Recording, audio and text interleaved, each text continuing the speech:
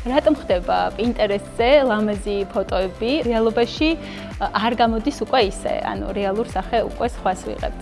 იცით როგორ არის Pinterest-ს აქვს როგორც დადებითი მხარები, ასე უარყოფითი მხარები. უნდა ობიექტურად შეხედო, რა სივრცესთან გაქვს საქმე. თუ გაქვს პატარა მოცულობით სივრცე პირობით 40-50 კვადრატიანი სახლი და უყურებთ რაღაცა რეფერენსებს, სადაც არის 200 კვადრატი, სადაც არის უამრავი ფანჯრები, უზარმაზარი ჭერი და ამის გადმოტანა უკვე ამ პატარა სახლი ცოტა შეუძლებელია.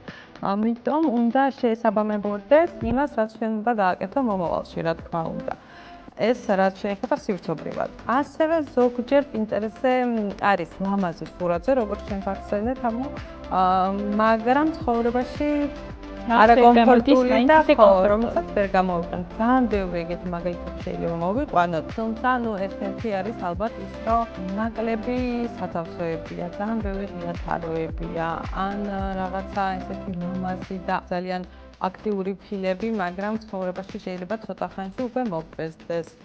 და რა ვიცი, რამე შეიძლება ჩამოვთვალოთ, ასე უნდა ობიექტურად შევხედოთ ის თვისი გადახება შეგვიძლია, როგორც სივრცე მოხდეს მაგის საშუალებას, ასევე ფინანსურად, იმიტომ რომ ზოგჯერ რაღაცის მიღება არის დაკავშირებული ძალიან დიდ ფინანსებთან და იმ შედეგს ვერ მიიღებ, როგორც არის Pinterest-ზე.